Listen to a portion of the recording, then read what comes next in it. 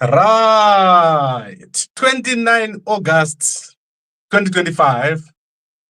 And today I'm excited to be giving you the evening update or the clarity update. And it's becoming clear that there is no other alternative. Many of the people that you know have sold out.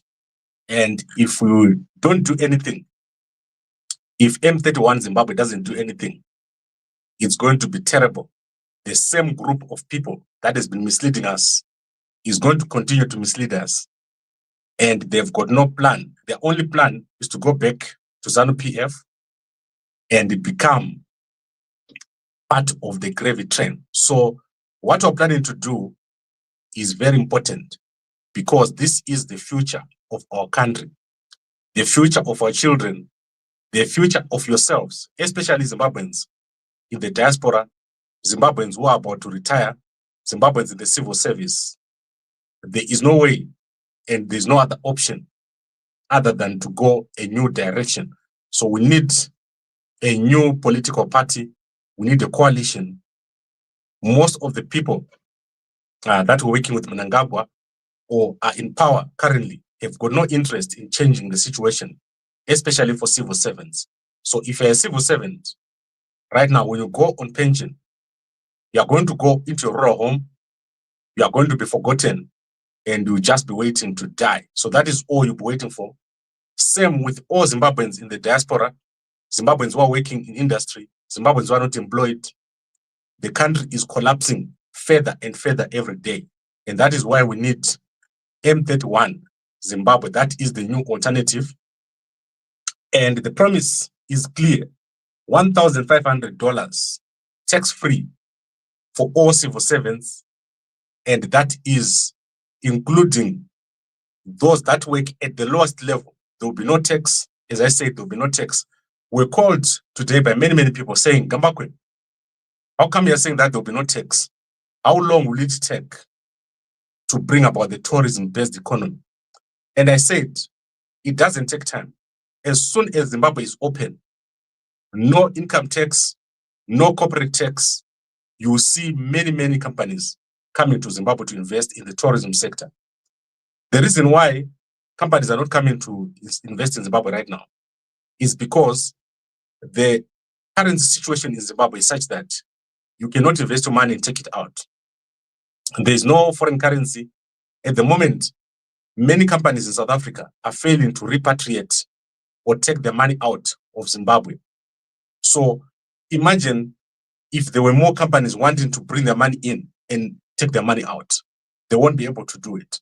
So under M31 Zimbabwe, there will be no control over anyone's money.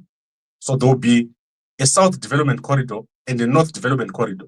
And in those corridors, you can do whatever you like with your money. It's like other countries. Many, many countries have got areas where it's economically free. It's a free zone. And Zimbabwe will be a totally free zone. We want to encourage building. So particularly, look at rail. So rail is where we're going and connecting every city with rail.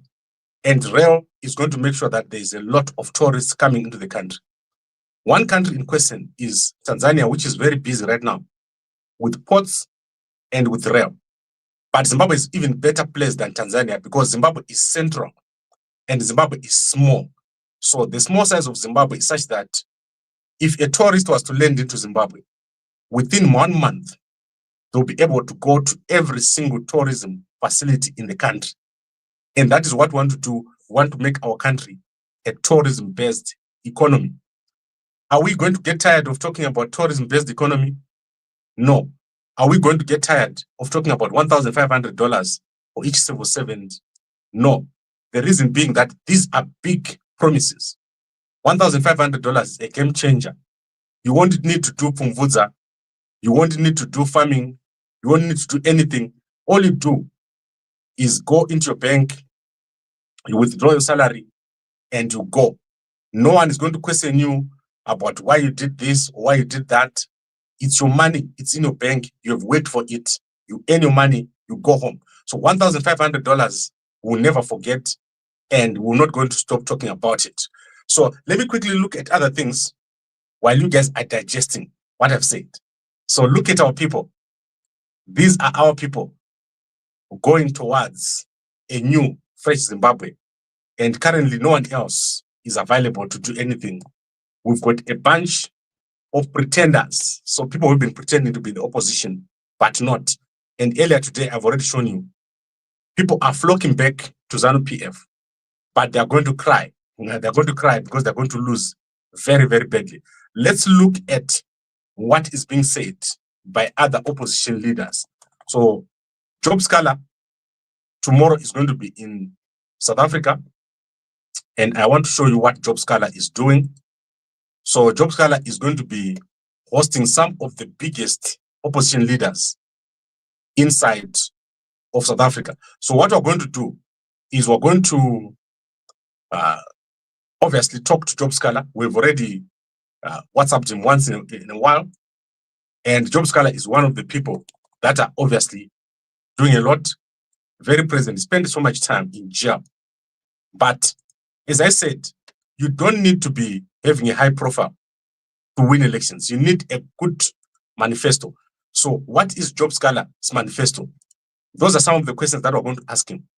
If Job Scholar is in politics, what is it that he intends to do for you as Zimbabweans? And is he willing to work in a coalition? So you saw that Job Scholar said he was preparing for his book launch at the old Johannesburg Stock Exchange building from 1:30 to 7:30 with the guest speakers. However, remember what I'm saying. We need a manifesto. We need promises which can be fulfilled. In the last elections, Mnangagwa went in without any promises, without any manifesto. His only manifesto was e-DPE. That's not a manifesto. And that e-DPE, what is it leading us today? Nothing. You need a proper manifesto and $1,500 tax-free for every person in Zimbabwe, including civil servants. That is the minimum salary that you're going to get. And it's a clear promise. So there will never be something as clear as $1,500 salary tax-free in our police, our soldiers, our civil servants, our everybody. So anyone you can think of, teachers, the basic salary in the country will be 1,500. One of the richest countries in the world. Finally, you'll be getting what you deserve. So that is 1,500 tax-free. You're going to hear that word every single day until the election in 2028. And as I said, we're going to have a new presidential candidate. By the 26th of September, we're going to have chosen a new presidential candidate who is going to represent all of us. Currently, if you go to m31zimbabwe.com, you'll be able to nominate yourself as a presidential candidate. And so far, we've got quite a lot of people who have nominated themselves. And then we're going to start pushing. We're going to start campaigning. We're going to start going on the ground and make sure that this becomes a reality. We don't want to miss this opportunity for you to earn a proper salary, and $1,500 a month means your pension will make sense. Your pension will be high. If you've got $200 in salary, your pension is going to be $50. If you've got $1,500 as your salary, your pension is going to be much higher, 1,000. You're going to be earning a high pension, not the low pension that you're currently getting at the moment. Now, I want to touch on employment. So currently, unemployment in Zimbabwe is very high, over 90%. The number of graduates coming out of our country is staggering. We've got over 50,000 graduates a month from our universities, polytechnics, private colleges, and people who are coming out for apprenticeships, over 50,000. And in the whole country, we cannot absorb those people into jobs. So we need to create a new economy. So the kind of economy we have now cannot create an economy where people can be employed. So a tourism-based economy, that is how we're going to employ these people. You're going to be able to go into transport. You're going to be able to go into sport. You're going to be able to go into hotels. You're going to be able to go into all sorts of things, banking, financial services, tours, and there'll be many, many flights across Zimbabwe from one place to another. We're going to build 160 new towns. You'll be able to go into construction, into real estate, all sorts of economic activities are going to take place in Zimbabwe, which are currently not taking place. And that is because the economy is not properly structured. The economy of Zimbabwe was created by the British when they came to settle in Zimbabwe. And when people came out of the war of liberation, Mugabe, Mnangagwa, all these people, they did not know how to architecture an economy. So don't expect Mnangagwa to know. He doesn't know what to do. So he didn't know what to do. Mugabe didn't know what to do. All they knew was security, how to arrest, how to put someone in jail, how to kill each other. That's what they know. They didn't know how to create an economy, how to attract capital, how to attract an investor. So they started to take the things that are existing. They did what they were doing at war, to take what is existing, to take someone's things, to destroy someone's things, until our country became a desolate wasteland. Zimbabwe became a wasteland because all they know how to do is to take. Now we're going to give. So the new manifesto of M31 Zimbabwe is a giving manifesto. We're going to give. So we're going to give jobs. We're going to give you a house. So in the 160 new towns, we're going to give you a house. We're going to give you a place to stay. We're going to give you a job. We're going to give you a new education system. And this is because we've lost 45 years. So Zimbabweans have lost 45 years. Don't think you can live where you are right now and go and have a proper pension. You are going to die with nothing. So let me remind you, if these things don't work in 2028, most of you are going to die with nothing. You're just going to be waiting for the day when you die. We want to change that trajectory, that direction that Zimbabwe is moving in, and make sure that everybody has a chance. So we need a lot of resources because it's going to be a giving manifesto. Our economy, to kickstart it, we need at least $100 billion. When we look at kickstarting plus investments, we need more than 200 billion. So you need a big inflow of capital, but 200 billion is nothing. President Trump, since he came into office, he has brought no less than 10 trillion into the US economy. So it's not difficult to do so. Our young people are currently having no hope. So you need someone to bring hope to our young people, and you need a clear manifesto, no doubt about what needs to be done. And one of those things is to change the way our country is, starting with a higher salary, faster connections, and a tourism-based economy instead of an agriculture-based economy. The agriculture-based economy is not working. You saw today what happened at the Zimbabwe Agriculture Show. A little chicken, a little cow, a little rabbit, that is what you're going to get from this economy. You need something bigger. An agriculture show of a country cannot be what you saw today. The people winning prize for Pumvudza, digging little holes into the ground and saying they're going to win. They are the best farmers in the country. That's not enough. You need to farm enough to export. So that is where we're going, but not everyone is going to be a farmer. Farming is going to become commercial. So when we resettle people, we're going to move people to a place where they have connectivity, where they would like to live. So I always give you an example. When you drop off a bus at Shikuku, why are you traveling 20 kilometers on foot to go to Kwachirorwe, Kwamutsinzwa, Kwanegowano? Why are you traveling on foot to those places? What is there? That is because people resettled people there. Garai Muma line. Stay in a line. Why were you meant to stay in a line? So that services can come to you. So when the people who came to settle in Zimbabwe did so, their plan was to put you so far apart from each other. So if you go to my village, you're going to go and drop off Pagede. And then from Pagede, you're going to see Pakichini. You travel, boom, 10 kilometers.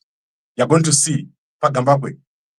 2 kilometers, you're going to see then you're going to see Pamtendi. Uko, Kumberi, you're going to see Pamagaya. And then you live there, you're going to see Pamuhumbe.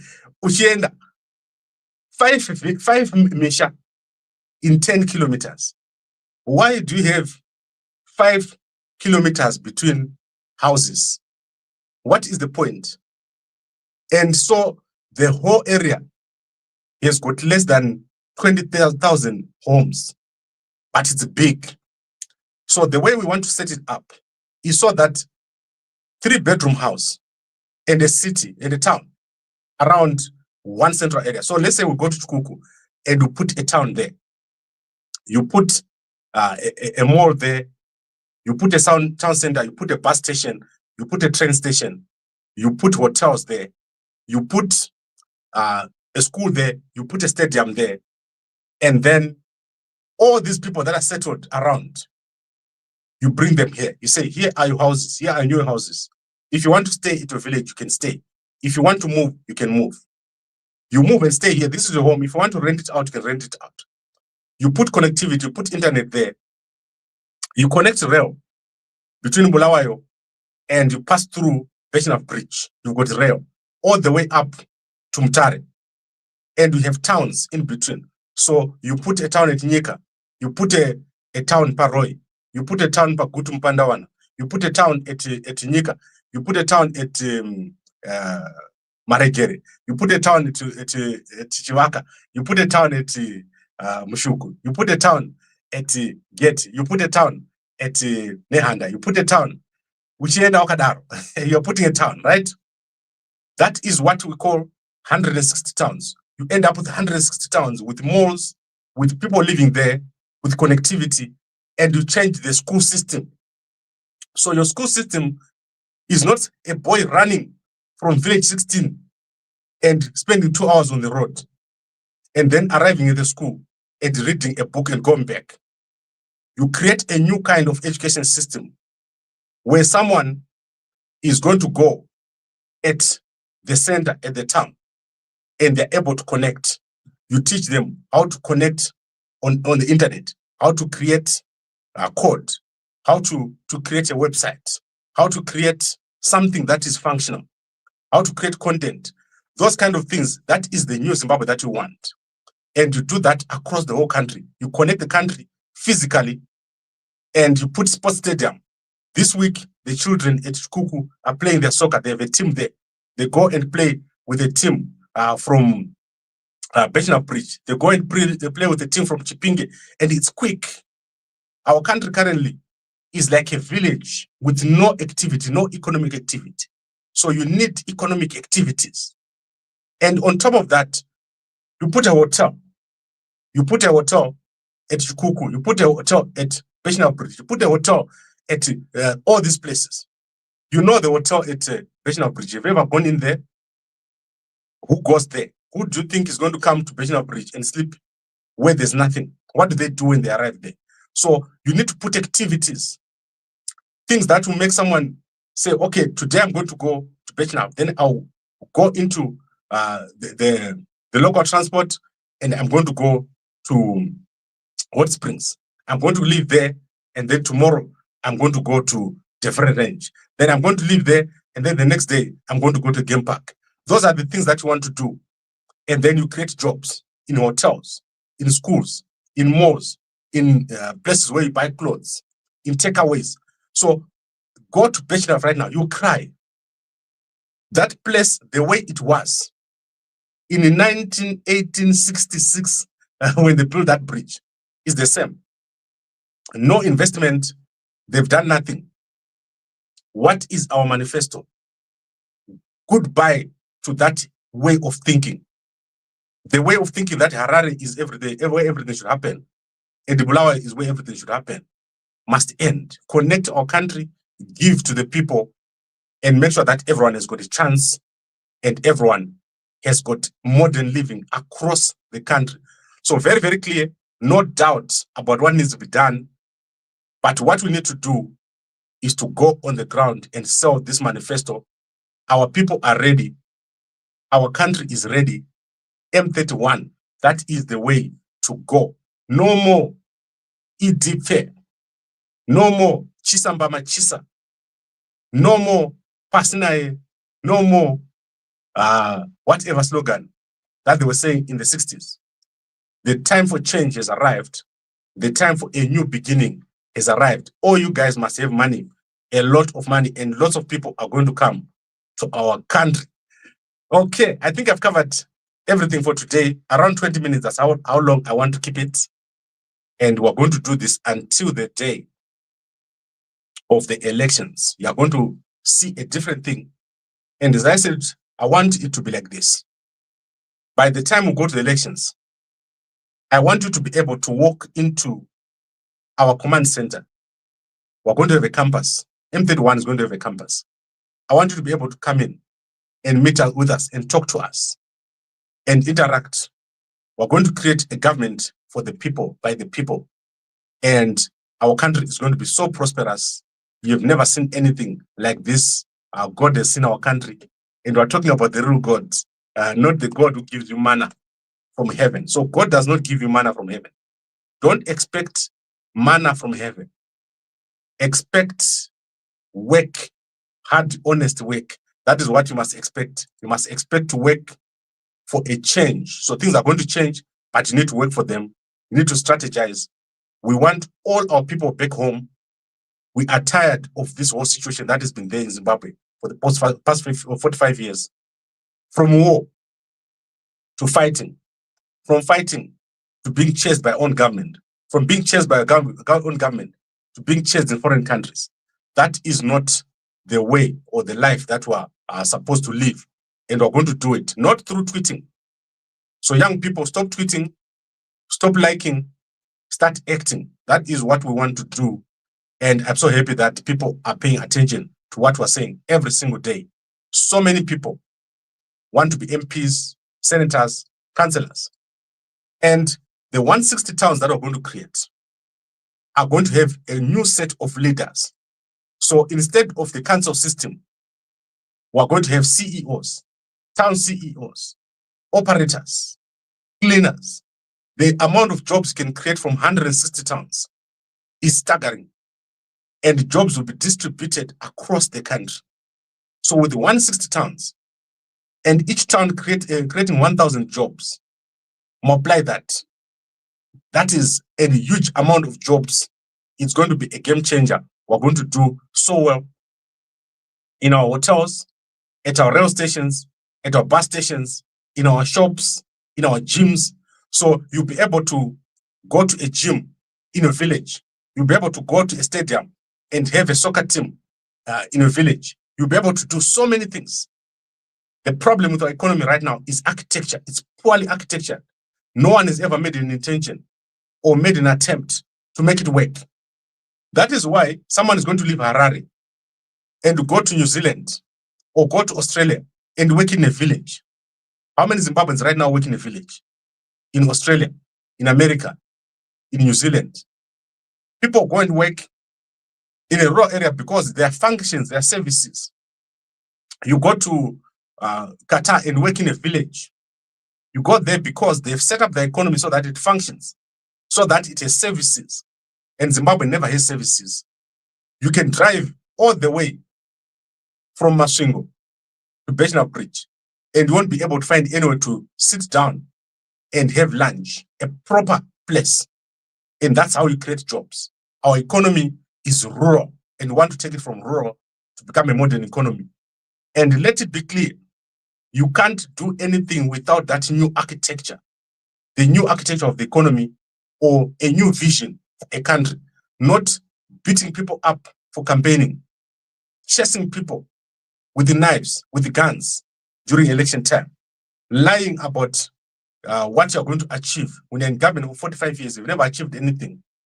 Going to the TV station and blocking other people from going in. Having one TV station in a country, and your bones of the people that fought in the war of liberation are still stuck in the bush 45 years after independence. ZANU-PF still has the bones of the people who fought in the war of liberation in the bush. They failed to collect the bones of their own comrades who died during the War of Liberation. They are starting now. When they are just about to die themselves, they are starting to look for the bones of people who died during the War of Liberation.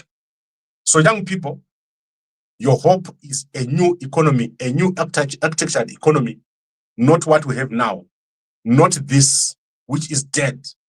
And as I say every day, for military, if you're in the military, a military planned city, over here, you are going to have a house, your family will be able to go to school, you'll be connected, you'll be able to see your family quickly. If you want to go home that day, you'll be able to jump on the train.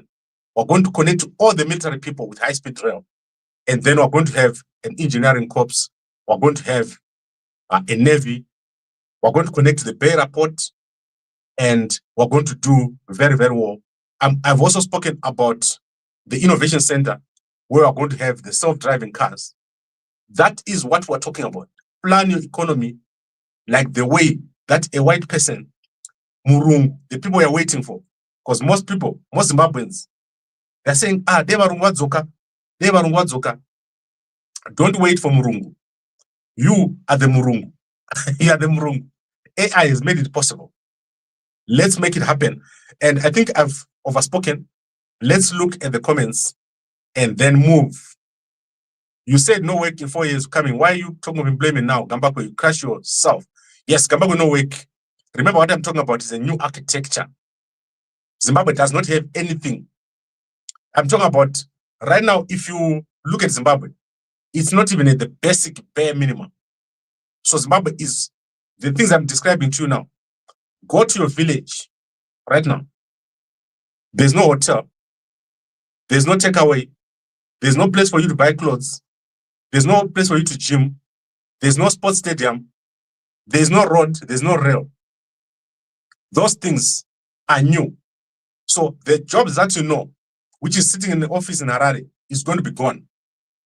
You are going to be able to sit in a beautiful house, which the government is going to help you with and give it to you. Because most of you can't build your own house now. And if you build a house at Goromonzi, if you build a house at Rua, if you build a house at whatever Sabuku he has given you, there's no connection.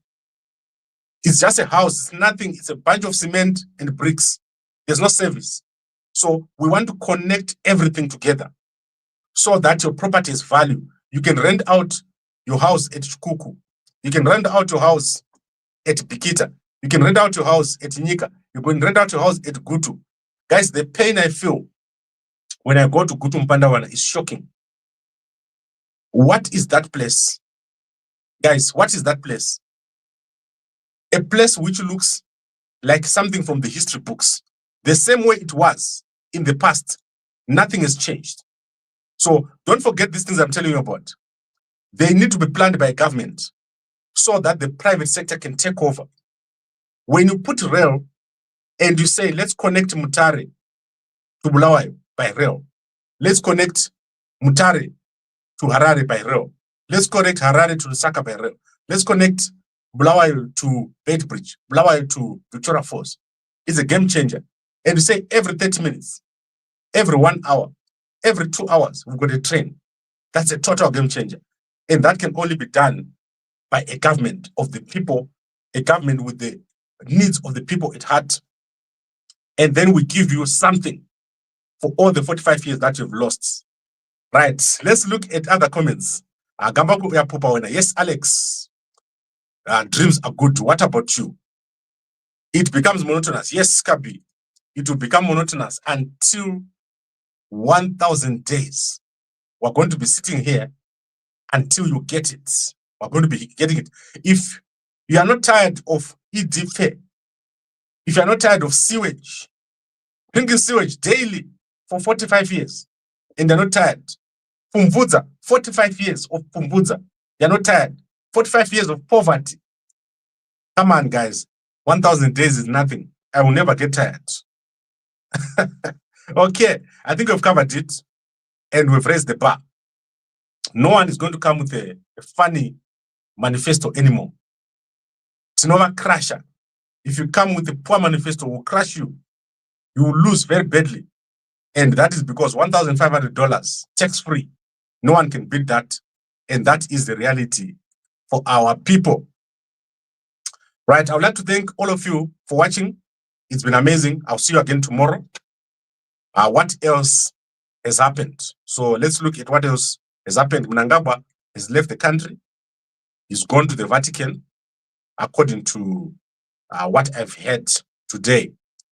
So you know that Chiwenga was at the Vatican, and Mnangagwa complained bitterly that the Pope met Chiwenga before him. So he has complained very bitterly. This photo has never been published in any state newspaper. So Mnangagwa has gone to the Vatican and he wants to try to shake the hands of the Pope.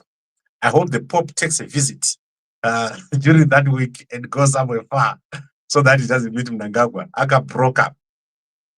So Auxilia aka broker. Sean aka broker. Emerson Jr. aka broker. Kuda aka broker. Diana Sara. Kakumana kapupi pupi. Kanoda mabepe akareba. Collins kaka broker. So Jesse Jaka broker. Let's look forward to a new, prosperous, fresh, interesting, amazing Zimbabwe. So thank you very much for watching. Please go to our website, m31zimbabwe.com, register to be a candidate, register to be a presidential candidate, Senate candidate, MP candidate, and council candidate. Don't wait for manna from heaven. And you see me here every day. So much love for our country. Our manifesto is the love manifesto. Let's do it. And you're going to start seeing it on the ground very, very soon. You're going to see us on the ground and we're going to fulfill these promises that we're giving you. I'd like to thank all of you for watching and a good night to you all.